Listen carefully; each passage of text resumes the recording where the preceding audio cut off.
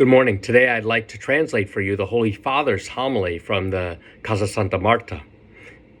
He's reflecting on Matthew's Gospel, which recounts the betrayal by Judas. Wednesday of Holy Week is often called the Wednesday of Betrayal. In English, we say Spy Wednesday, the day in which is highlighted in the Church's liturgy the betrayal of Judas. Judas sells his master. When we think of selling people, immediately comes to our mind the slave trade, in which people were taken from Africa and brought into America. But that is a thing from a long time ago. But then we could think of the trade, for example, today, of young Yazid girls who are sold by Daesh. But again, that's something far away from us. But it is a thing. Even today, there's the selling of people every day. There's so many Judases that sell their brothers and sisters, exploiting them in their work, not paying a just wage, not recognizing their duties and obligations. Yes, they sell even things that are even more dear to them. I think very often of how convenient it is for a man to send his parents away and not see them anymore, how to place them safe in a rest home and not go to visit them or find them. He sells them. It's said it's very common, and people today even say a person is able to sell his own mother. And they sell her. And they seem all at ease and peaceful because they're far away. And they say, you take care of them. But today, human commerce is just as it was in the earlier times. And why? Because Jesus had said it. He has said that some people will take money as their Lord. Jesus has said, one cannot serve both God and mammon, two lords. It is the one thing that Jesus places at the heights, and each one of us must choose to serve God. If we serve God, we will be free in worship and in service, or we can serve money, in which case we will be a slave to money. This is the option.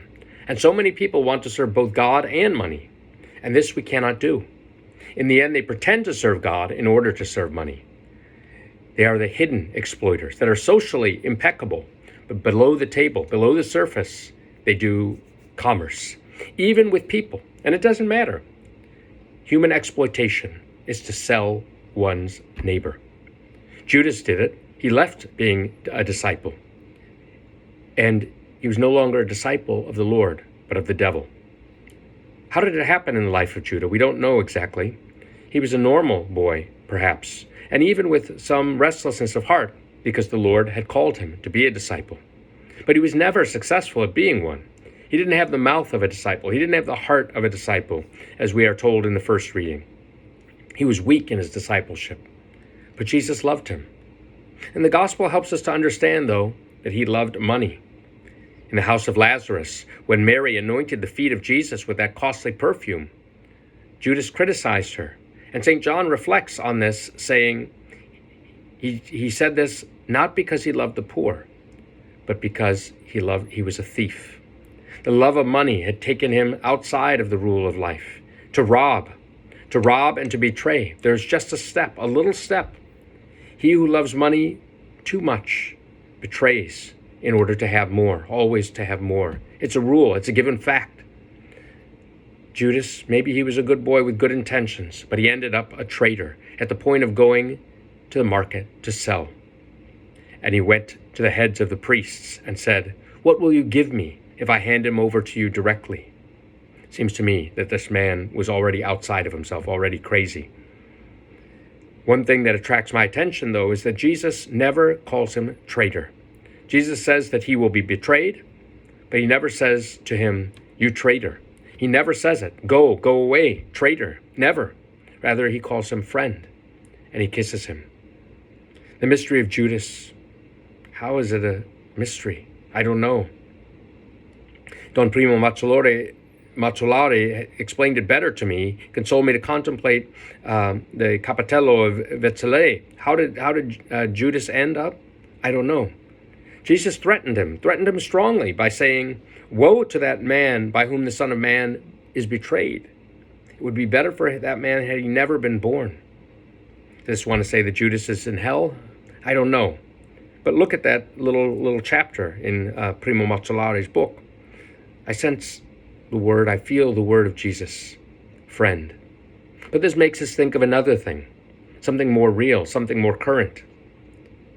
The devil entered into Judas. And it was the devil that led him to this point. How did his story end? The devil is a wicked paymaster. He's not a trustworthy paymaster. He promises everything and then makes you see everything, and in the end, he leaves you alone in desperation. The heart of Judas, restless, tormented by his cupidity, and tormented by the love that came to him from Jesus, a love that he was never able to respond to in love. He was tormented with this cloud. He returned to the priest asking for pardon, asking for salvation. What is this to us? This is your matter. That is how the devil speaks so often and leaves us in desperation. We think of so many institutionalized Judases in this world that exploit their people. And we think also of the little Judas that each one of us has inside of ourselves in the hour of choice between loyalty or our own interests. Each one of us has the capacity to betray, to sell, to choose our own interests. Each one of us has the possibility to let ourselves be attracted by the love of money or by goods or by future well-being. Judas, where are you? But the question I make to each one of us today is, you Judas, you little Judas that I have inside of myself, where are you? Something to think about on this Spy Wednesday, lest we hand over the Lord and betray the one who has loved us so much. God bless you.